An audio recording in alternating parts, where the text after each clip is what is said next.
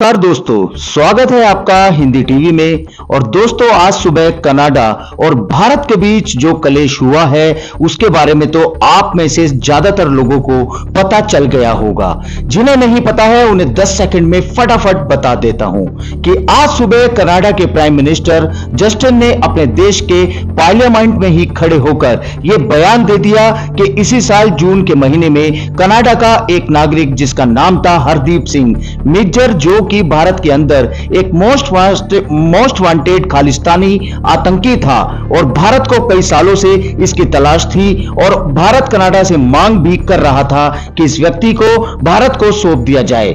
खैर, इसी साल जून के महीने में गुरुद्वारे के बाहर गोलीबारी में यह हरदीप सिंह मिज्जर मारा गया था।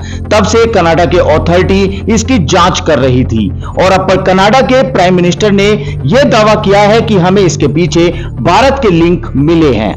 भारत की जो खुफिया एजेंसियां हैं उनके हाथ होने की संभावना है। उन्होंने ना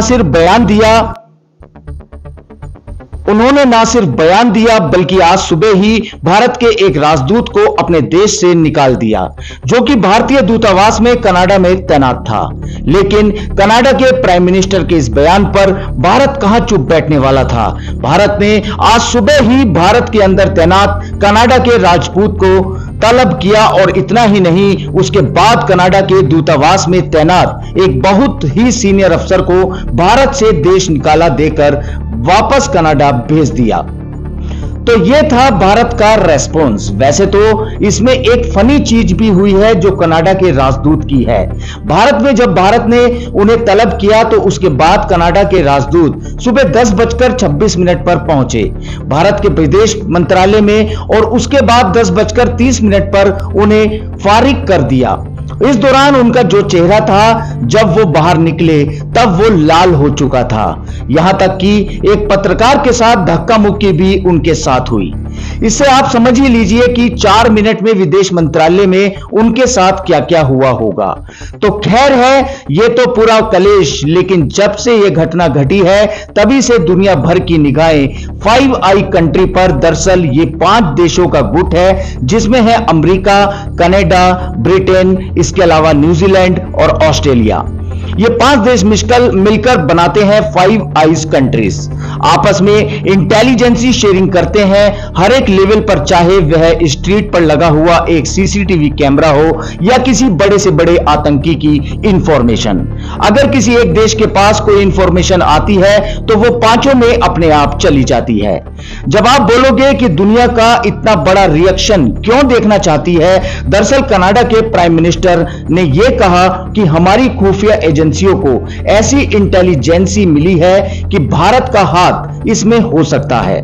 अब जाहिर सी बात है कि अगर कनाडा के पास ऐसी इंटेलिजेंसी इंफॉर्मेशन है तो वह ऑटोमेटिकली 5 आई कंट्री के पास चली गई होगी, चाहे वो अमेरिका हो या ब्रिटेन हो या ऑस्ट्रेलिया हो या न्यूजीलैंड हो। इनके पास ऑटोमेटिक चली गई होगी, इसलिए दुनिया इन लोगों का रिएक्शन देखना चाहती है। कनाडा की इंफॉर्मेशन पर तो वो कितना यकीन करते हैं अब तो लगभग आ ही चुका होगा। ब्रिटेन से पूछने पर वहां के प्राइम मिनिस्टर ने कहा कि हमें नहीं पता भारत के साथ क्या हो रहा है, परंतु जो हमारे और भारत के बीच ट्रेड डील पर बातचीत हो रही है वो कंटिन्यू रहेगी, वो बिल्कुल भी नहीं रुकने वाली है और ना ही उस पर कोई इफेक्ट पड़ेगा। यानी कि फिलहाल तो आप ये मानकर चलिए कि इंटरनेशनल कम्युनिटी ने कनाडा को भिगो कर जूते मारे हैं और इसके अलावा किसी और देश ने तो इस पर बोलना भी नहीं सही समझा। हालांकि भविष्य में यदि इस विषय पर कोई और भी नोटिफिकेशन आई या बदली गई तो मैं आपको वीडियो के जरिए जरूर बताऊंगा। फिलहाल ये है भारत और कनाडा के ताजा हालात।